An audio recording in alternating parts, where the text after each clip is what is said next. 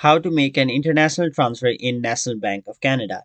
Hey everyone, welcome back to another tutorial video. In today's video, I'll show you how you can send money to someone in another country using the National Bank of Canada's mobile app. So to do that, first of all, open up the application on your mobile device and then simply log into your account. Now once you've logged in, your homepage will look like this, where you'll have to tap on the transfer option on the bottom side of the screen.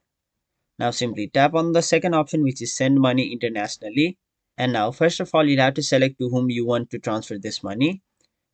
Now if you already have a recipient set up, you can simply tap on them, but if you don't, you'll have to tap on the option add recipient and then add them from there. So first of all, select their country, and now once you've done that, you'll have to fill out details over here and then tap on the option continue.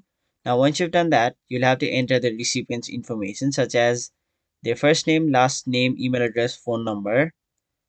After that, enter their country, province, number and name of street, city, postal code. And once you've done all of those, tap on the option continue.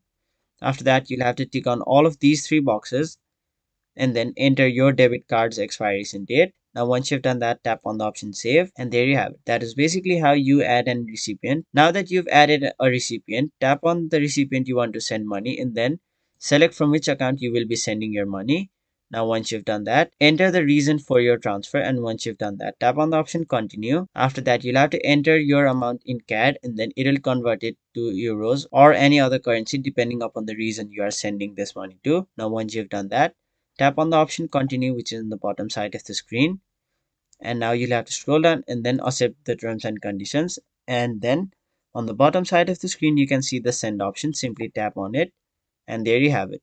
That is basically how you make an international transfer in National Bank of Canada.